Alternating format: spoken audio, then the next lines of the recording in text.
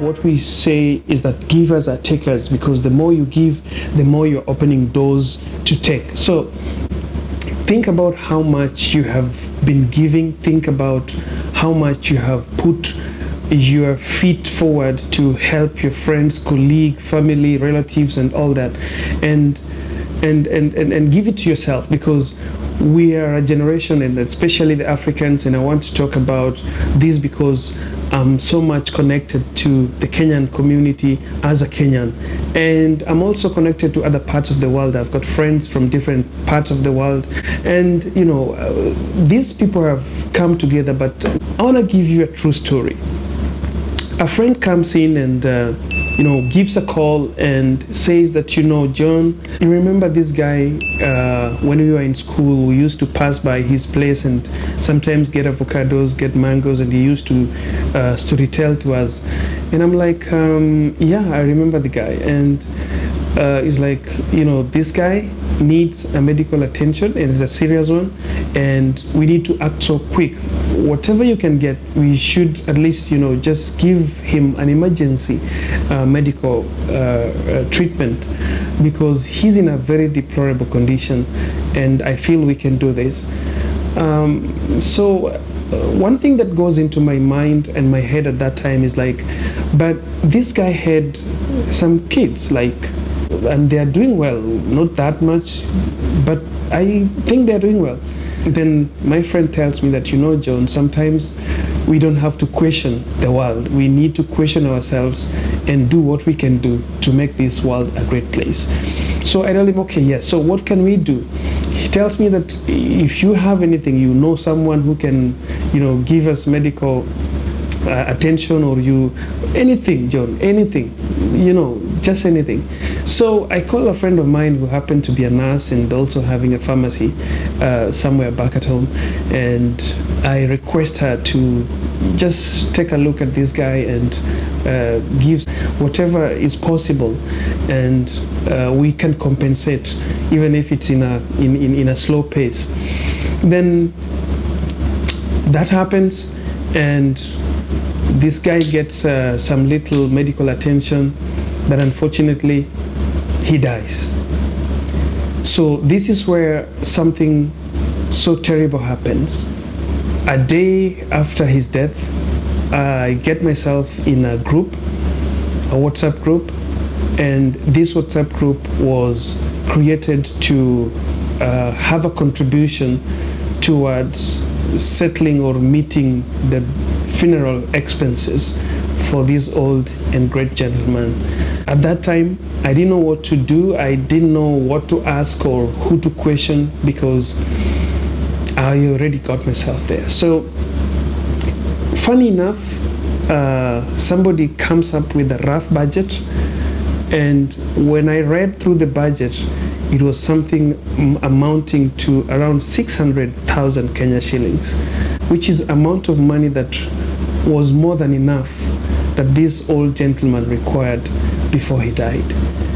So I didn't have to question, because I had gotten myself into this WhatsApp group, and I started seeing, because I didn't want to exit, I just became a partial member of the group, just looking into the group and seeing what's happening. And I started seeing money flowing. Unfortunately or fortunately, to some people, there was a lot of contribution. People chipped in. Some people sent messages like, all right, I'll take care of a bull, I'll take care of 2 sacks of maize, I'm going to take care of the catering, I'll chip in.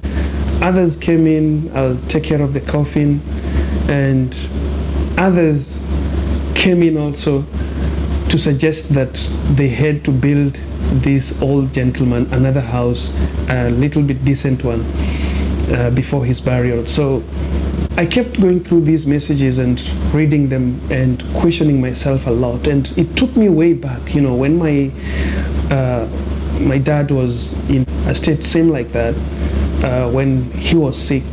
There was a time that I was with my dad, with my elder brother, and to be honest with you, so many people don't know my background so well, but it wasn't that lavish background as many people would think when you see me on these videos. I had one of most difficult background. It wasn't smooth, but it wasn't so rough. So it took me back thinking about my dad. There was a time that when my dad was sick, and that time I was an untrained teacher helping one of the primary schools where I studied. And at this time, we were so low. We didn't have enough. We were not sure of it to having the 3 meals. We were sure of having either 1 or 2 in a day. So my dad was in the same state. When he needed people most, people never showed up. But I thank one of my cousin, Mike, and maybe some people might say that I'm just cooking stories, but Mike Okoth Olengo is one of those who can narrate to you this story, because when he came visiting his family, and he passed by to see my dad, and he saw the state where my dad was. It wasn't that bad, but it was a state that could make you sometimes, tear down. So when he saw this, he chipped in, and he made sure that dad had food as he was supposed to have, as per doctor's guidance, because there was a prescription from the doctor on how my dad was supposed to be eating on a daily basis, but because we could not afford, he wasn't getting that. So I thank Mike, because when he came, he made sure that that happened. And this was enhanced and facilitated by Auma Oder, who was by that time having a very successful hotel business in my place. So I thought about this situation, and I saw the real thing that happened when my dad died, because after he passed away, I saw so many people coming. I saw so many people chipping in things to take care of the burial, and I saw money flying, and I saw food in plenty, and I saw so many things. I was already a teenager who could see things and analyze and realize that at times we are human beings who, by God's grace, we are given the ability to choose, but we make some choices that are not right, because we value people so much when they are dead as opposed to valuing them when they are still alive. So that's short story about my dad aside. Coming to this guy's story, by the end of the contribution, we were having something to do with 350,000 from the WhatsApp group, which was just friends and some few relatives. So I kept asking myself that, what if we did this to this old man when he was still alive? What if the house that we are going to build right now was built to this old man when he was still alive? What if this money, we got it and we took this old man to a good hospital? We would have not been saying the same story that you were talking at that time.